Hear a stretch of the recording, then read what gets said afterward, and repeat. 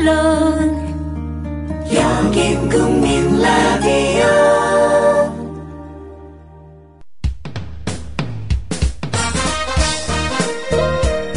균형 잡힌 시각, 정직한 분석, 조상훈의 뉴스바. 이어서 초대석으로 만납니다.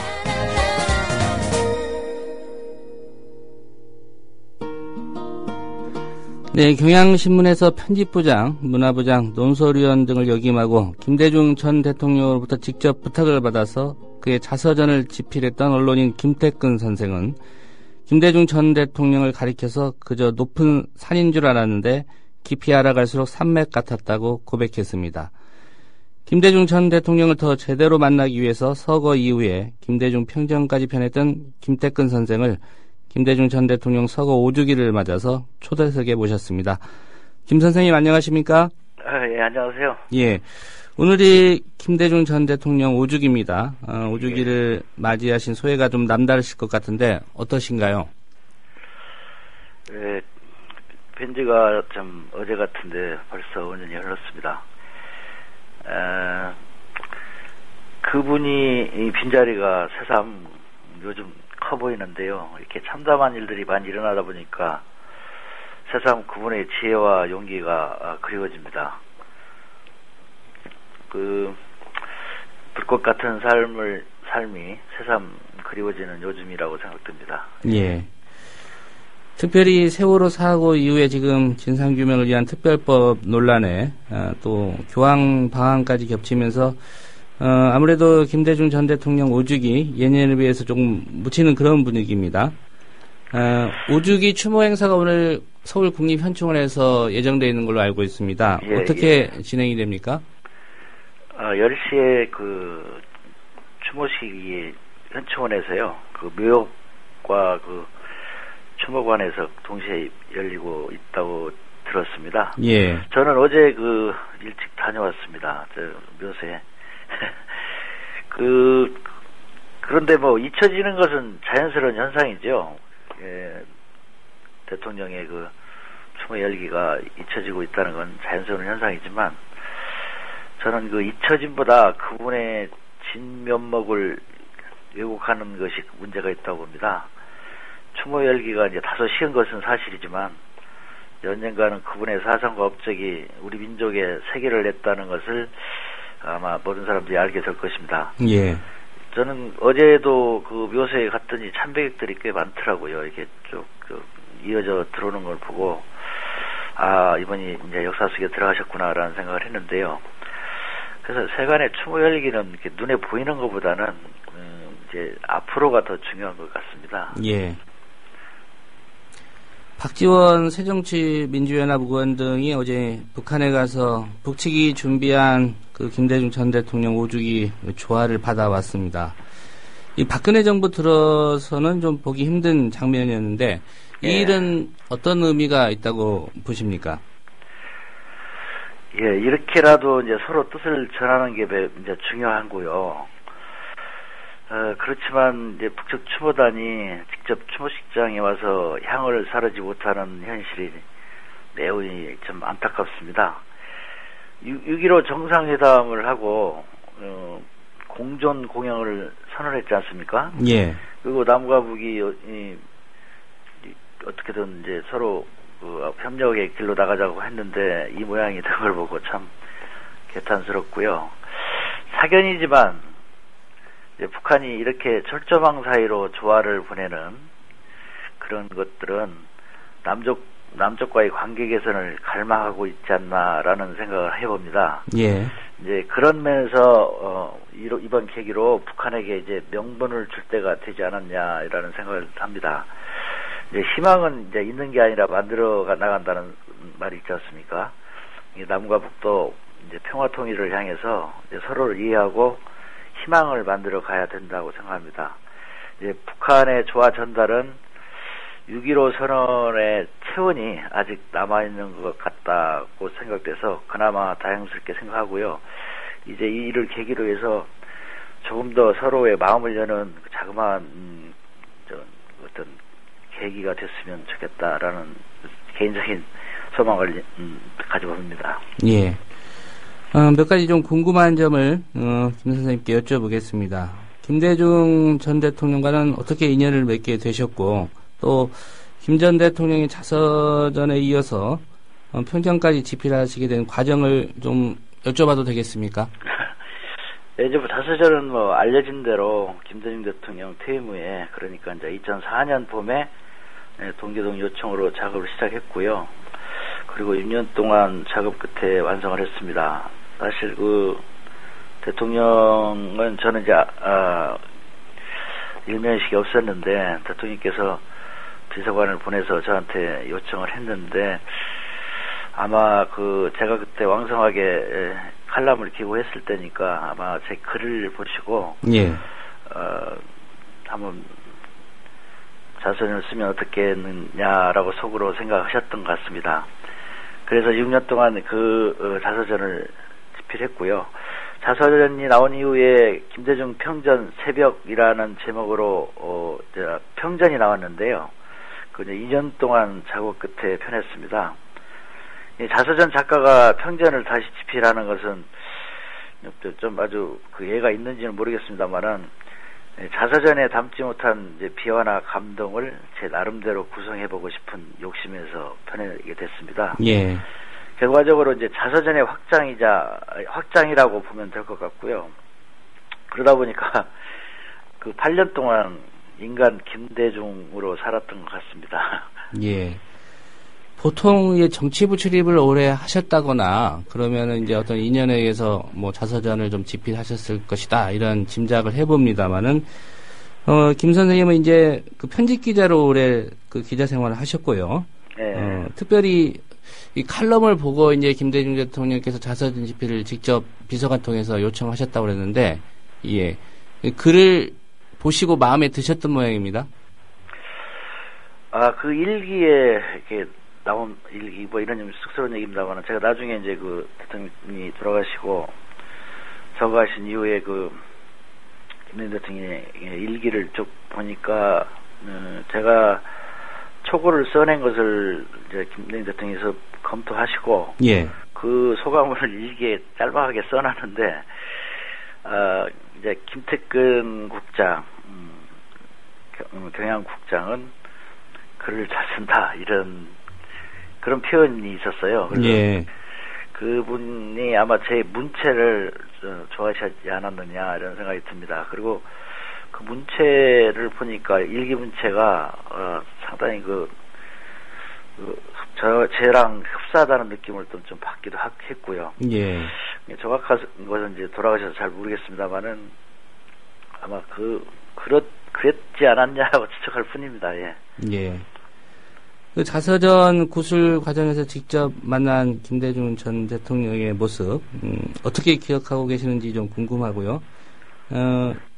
보시기에 인간 김대중, 내가 본 인간 김대중은 이런 사람이었다라는 그런 느낌도 있을 것 같습니다. 어떠십니까?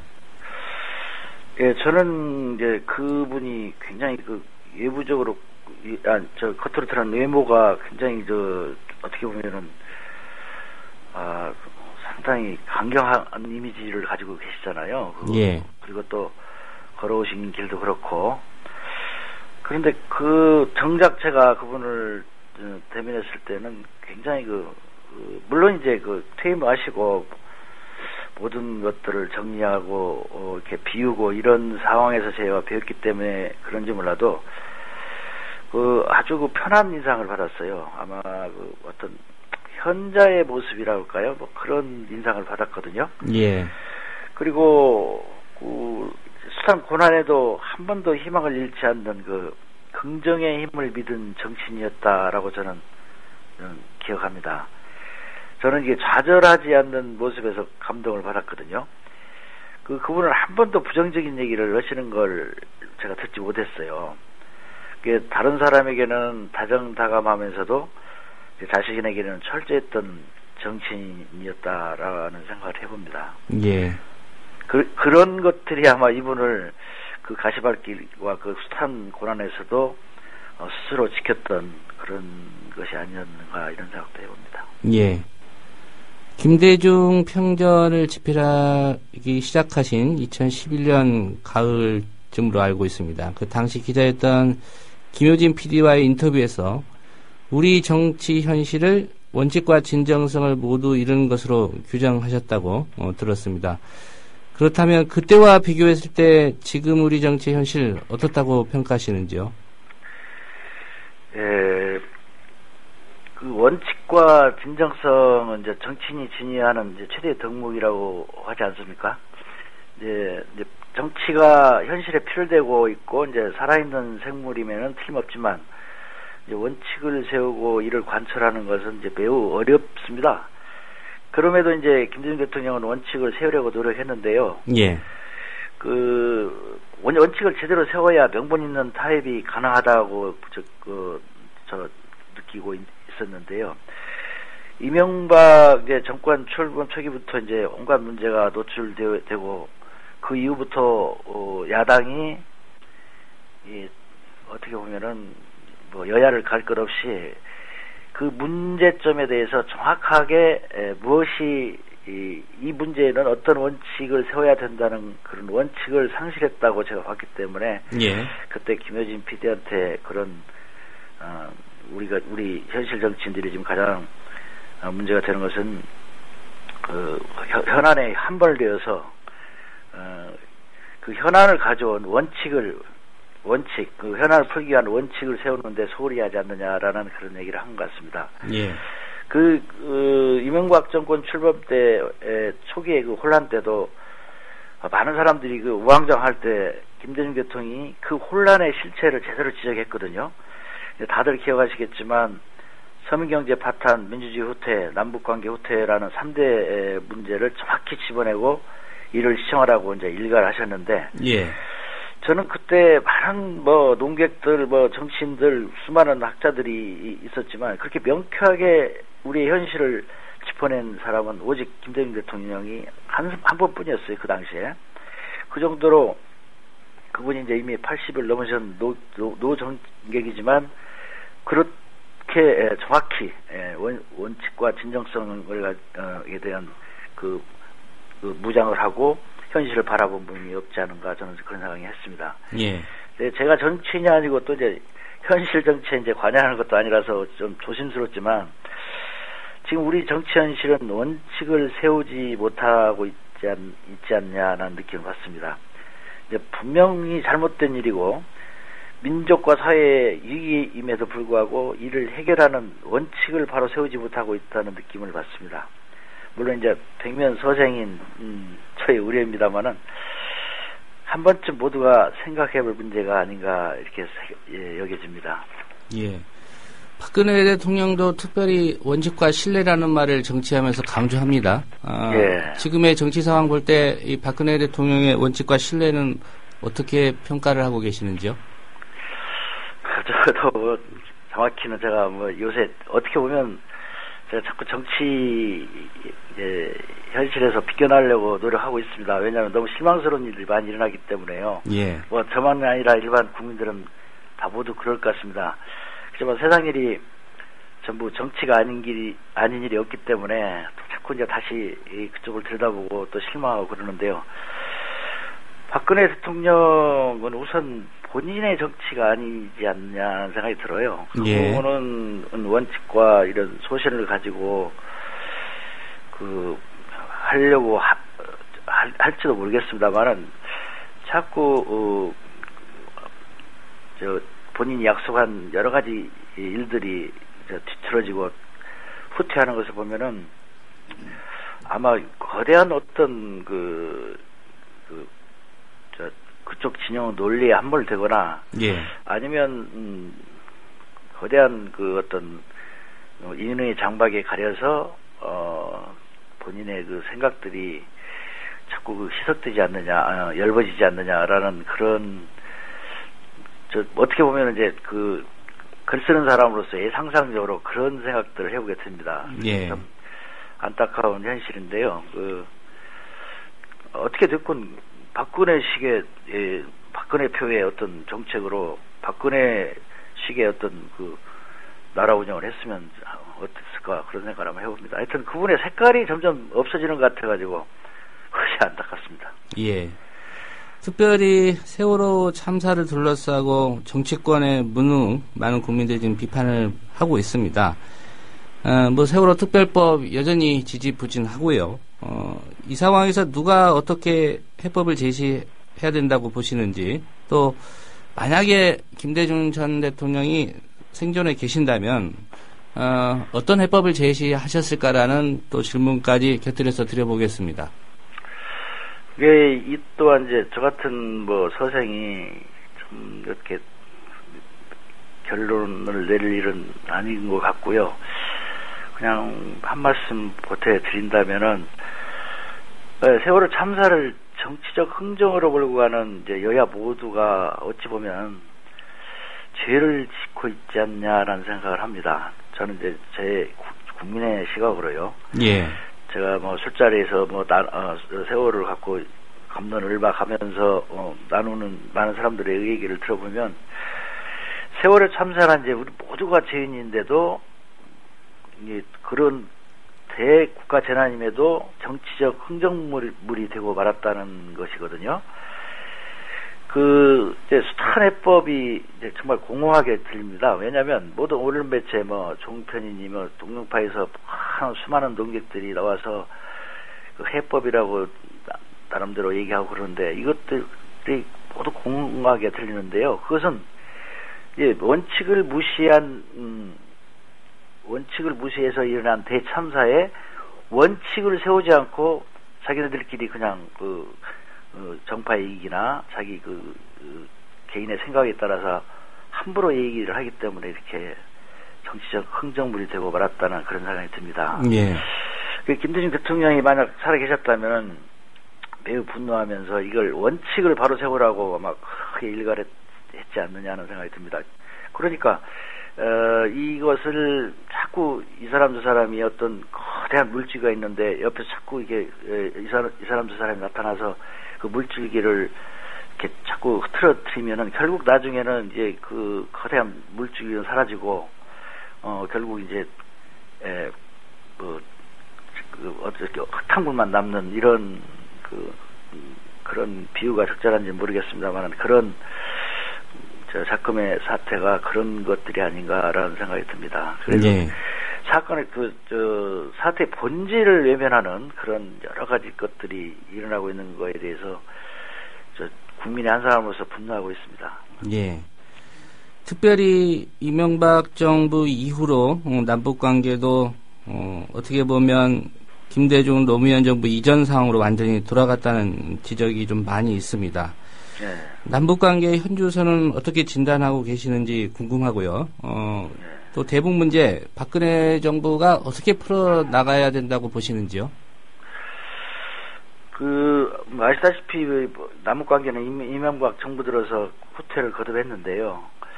남과 북이 강경 대치하면 한반도 주변은 열강의 이해 다툼장으로 변한다는 것은 이미 검증된 것 아니겠습니까?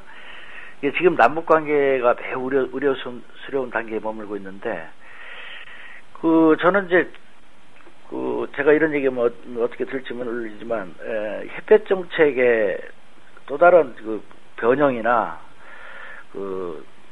발전된 햇볕 정책의 면모를 다시 한번 가다듬어야 된다라는 생각이 듭니다. 일부에서는 이제 햇볕 정책을 무조건 폄하하고 조롱하지만, 포용정책을 대신할 어떤 해법도 지금 어느 정부가 내놓지 못하고 있거든요. 예. 생전에 김대중 대통령도 햇볕 정책을 대신할 대안을 내놓으라고 아마 큰 소리로 막 일갈했던 적이 있는데, 그런 대안을 마련하지 못하고 이제 강경책만을 고수하고 있으니까 지금 이렇게 후퇴를 거듭하는 것 같습니다. 제가 이명박 정부는 이제 지나간 정권이고, 박근혜 이제 정권이 이 사안을 어떻게 잘 풀어야 될 것인가라고 제가 잠깐 훈수를 두자면, 우선 북한을 자극하지 말고 신뢰를 쌓아야 할 것 같습니다. 예. 북한이 가장 경계하는 것이 흡수 통일 정책이거든요. 북쪽이 양보하면 무엇이든 주겠다는 정책은 달리 말하면 완전히 항복하라는 그런 얘기거든요. 그런 상황에서는 남북 관계가 진전을 이룰 수 없습니다. 그래서 우리가 먼저 마음을 열어야 된다라는 생각을 합니다. 그래서 박근혜 정부가 대북 정책을 과거 이명박 정부의 정책을 뭐 포장만 다르게 해서는 안 되고요. 이제 먼저 마음을 여는 그런 자세를 가져줬으면 좋겠다라는 생각을 합니다. 예. 프란치스코 교황이 우리나라에 오셔서 오늘 마지막 일정 소화하고 돌아가는데요. 뭐 김대중 전 대통령도 잘 아시는 것처럼 독실한 천주교 신자셨고요. 그렇죠. 예. 지금 교황의 메시지 놓고도 정치권은 각각 아전인수식 해석을 하고 있습니다. 김 선생님께서 보시기에 교황이 우리나라에 머무시면서 던진 메시지 어떻게 해석하고 또 우리 정치권이 어떻게 받아들여야 된다고 보시는지요? 우선 이제 종교인과 정치인의 이제 메시지를 이제 직접 아무런 전제 없이 비교하는 것은 좀 적절한지 잘 모르겠습니다만은 그래도 이제 그분이 이제 김대중 대통령과 한번 비교를 해본다면 두 분 다 평화를 표방했죠. 그 평화를 공통적으로 표방했는데 그러나 그 평화는 그냥 얻어지지 않고 이제 행동하는 사람이 가질 수 있다고 하신 것 같습니다. 교황께서는 이번 방학 때 평화는 정의의 결과다라는 말로도 했고 젊은이들에게 이제 항상 깨어 있어라, 젊은이여 일어나라 이렇게 말씀하셨는데 두 분 다 그 어떤 그 평화는 실천하는 사람에게 주어진다라고 이렇게 말씀하신 것 같아요. 예. 그래서 이번 걸 우리 정치권에서는 그 무슨 아전인수식으로 해석할 것이 아니라 큰 관점에서 다시 봐서 저는 이렇게 생각합니다. 이번에 다시는 이 땅에서 전쟁이 없어야 된다라는 것은 자명한 일 아닙니까? 전쟁에는 승자가 없기 때문에요. 그래서 교황이 이번에 한반도의 평화를 그렇게 강조하신 것은 정치권에 전쟁이 일어나지 않는 평화스러운 그것은 무엇입니까? 이게 남은 북을 껴안고 북은 남을 이제 포용하는 그런 걸 이제 주문했거든요. 그러면 그분의 뜻을 따르기 위해서는 따른다기보다 그분의 그 조언을 이제 우리가 수용한다는 입장에서 본다면 지금 작금의 이제 대북 정책이나 또 우리 모든 건 웬만하면 상대를 이간질하고 이분법으로 서로를 나누는 우리의 풍토, 이게 종북몰이나 뭐 또 뭐 보수몰이 같은 그런 것들을 이제 이쯤에서 중단하고 이제 서로를 바라보는 진지한 눈으로 서로를 바라보는 그런 성찰의 시간들을 서로 갖는 그런 것들을 교황께서 주문하시고 그런 것들을 남기시고 떠나가셨다 이렇게 생각이 듭니다. 예. 오늘이 김대중 전 대통령 또 서거 5주기고 하니까요. 뭐 정치와 거리를 두고 계신다고 말씀을 하셨지만 그래도 시민의 한 사람으로서 우리 정치권이나 국민들께 들려주고 싶은 말씀이 있다면 어떤 말씀인지 마지막으로 좀 부탁드리겠습니다. 예. 이제 먼저 청취자들과 또 국민들께서는 김대중 대통령이 남긴 유산을 잘 헤아려 주셨으면 좋겠습니다. 그분은 우리에게 투명한 삶을 남기셨고요. 사형수에서 대통령이 되어 이제 척박한 현대사를 갈아엎은 이제 진정한 평화가 무엇인지 보여준 인물이거든요. 그리고 정치인들에게 한 말씀 드리면, 이제 제발 김대중 대통령이 남긴 것들을 비틀지 말아 주셨으면 합니다. 대통령께서는 이제 국민에게 외면당하면서도 국민을 끝까지 믿었던 분이거든요. 제발 국민을 바라보는 정치를 해 주셨으면 좋겠습니다. 이게 김대중 선생이 온몸으로 쟁취한 민주주의 속에 안주하면서 우리에게 닥친 결의 운명을 가름할 수 있는 커다란 문제에는 적당히 해결하려는 신용만 내서는 안 될 것입니다.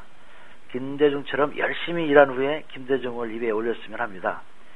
정치인들은 이제 김대중 대통령이 한 말씀을 좀 새겼으면 좋겠습니다. 이게 김대중 대통령은 정치인은 심산유곡에 피어난 백합꽃이 아니라 시궁창에서 피어난 연꽃이 되어야 한다는 말씀을 하셨거든요. 예. 이게 적당히 신용만 내는 것, 이제 그것은 김대중 정신의 침을 뱉는 행위라고 생각합니다. 요즘 정치인, 이제 특히 야당 정치인들은 자신들이 김대중 사상을 제대로 알고 있는지 자문해 봤으면 좋겠습니다. 이제 심산주곡에 피어난 백합처럼 멋지게 살라고 이렇게 포만 잡지 마시고 국민의 현실 속으로 내려와서 국민의 아픔에 동참하는 그런 정치인이 되었으면 좋겠습니다. 그것이 김대중 대통령을 기리고 그분을 본받는 일이 아닌가 이런 생각을 합니다. 예. 김 선생님 오늘 말씀 잘 들었습니다. 예, 감사합니다. 수고하십시오. 네, 김대중 전 대통령의 서거 5주기입니다. 오늘이. 지금에서 김대중 평전 그리고 김대중 자서전의 저자이신 언론인 김태근 선생과의 인터뷰였습니다. 국민라디오 지지하는 4가지 방법 아시나요? 다운로드하기, 별점 주기, 댓글 달기, 구독하기. 국민라디오를 보다 많은 이들에게 전할 수 있는 가장 손쉬운 방법. 다운로드하기, 별점 주기, 댓글 달기, 구독하기. 잊지 마세요. 다운로드하기, 별점 주기, 댓글 달기, 구독하기.